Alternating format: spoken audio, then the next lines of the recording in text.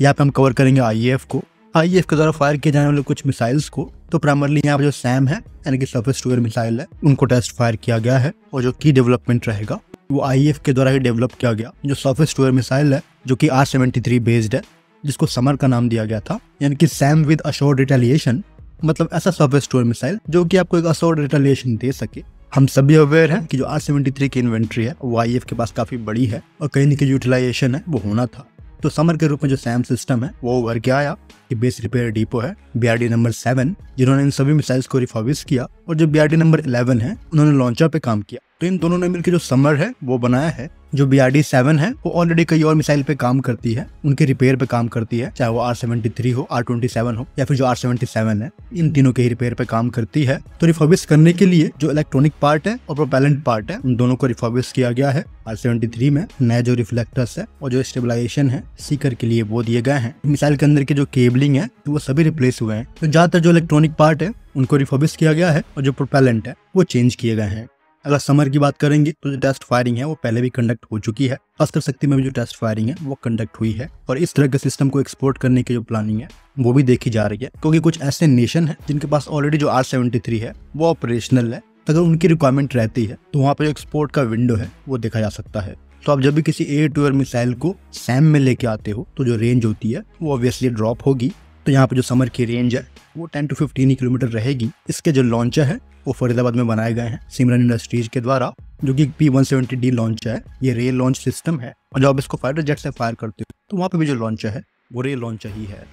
तो जो अजमत है और एलिवेशन है वो इस डिजाइन में आपको इंडिपेंडेंट मिल जाता है। उस सिंगल मोड में आप फायर कर सकते हो। अगर आप चाहोगे कि जो मल्टीपल टारगेट है उनको हिट करो तो जो सैल्वो मोड है वहाँ पे भी फायरिंग हो सकती है।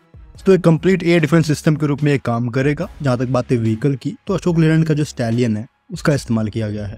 सो एक ट्रक पे 2 लॉन्चर रहेंगे रेडी टू फायर मोड में। जहाँ तक मिसाइल कैरी करने की बात है, सो 8 to 10 जो मिसाइल्स हैं वो कैरी की जा सकेंगी। अगर इसके लॉन्चिंग यूनिट की बात करेंगे तो जो फायर कंट्रोल सिस्टम है वो इसके लॉन्च प्लेटफॉर्म पे दिख रहा है, ट्रक पे दिख रहा है, लॉन्चर्स दिख रहे हैं, जो एक पावर यूनिट है, जनरेटर है वो रहेगा, और जो एक कमांड पोस्ट है वो यहाँ पे रहेगा। सो यहाँ पे इसको एक स्मॉलर 4x4 व्हीकल पे भी माउंट किया जा सकता है, जिसको शुरू में आईएएफ ने ऐसे ही डेवलप किया था। उसके बाद जो व्हीकल है स्टैलियन के रूप में उसको चुना गया। सो इसकी जो टेस्ट फायरिंग है ऑफिशियली वो कंडक्ट की गई।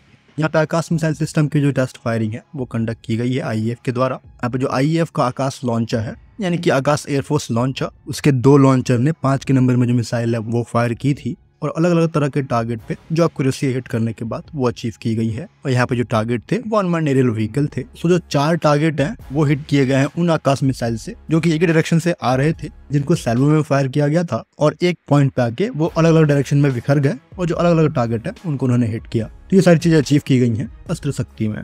टारगेट और लॉन्चर को लेकर जो कॉम्बिनेशन है 2 सेम लॉन्चर से और एक अलग लॉन्चर से, वो सारे वेरिएशन यहाँ पे अचीव किए गए हैं। तो आकाश की जो टेस्ट फायरिंग है ये क्रूशियल डेवलपमेंट है, जहाँ पे एक फायरिंग यूनिट से 4 जो एरियल टारगेट है साइमल्टेनियसली वो एंगेज किए गए हैं 25 किलोमीटर की रेंज पे, और ऐसा करने वाला भारत पहली कंट्री है। और यहाँ पे जो फायरिंग यूनिट है यानी कि फ्लाइट लेवल रेडार, जो फायरिंग कंट्रोल सेंटर है FCC वो थे, और जो 2 लॉन्चर है जिसमें 5 के नंबर में जो मिसाइल है वो रखी गई थी। तो यहाँ पे जो टारगेट का डिटेक्शन है वो साइमल्टेनियसली यहाँ पे FLR ने किया है, जिसके पास क्षमता है साइमल्टेनियस टारगेट को एक्वायर करने का, सर्च करने का और ट्रैक करने का, और यहाँ पे मल्टीपल टारगेट को ट्रैक कर सकता है। इसका जो फुल पोटेंशियल है, जहाँ पे एक मल्टी फंक्शन रेडार के रूप में जो आकाश मिसाइल है उसको ये टारगेट तक ले जाएगा और एक बार में 8 मिसाइल को ले जा सकता है 4 अलग अलग टारगेट पे। तो इसकी जो फुल कैपेबिलिटी है वो आज एप्लीकेशन में लाई गई है, जहाँ पे जो रेडार की रेंज है वो अप टू 80 किलोमीटर के अराउंड है।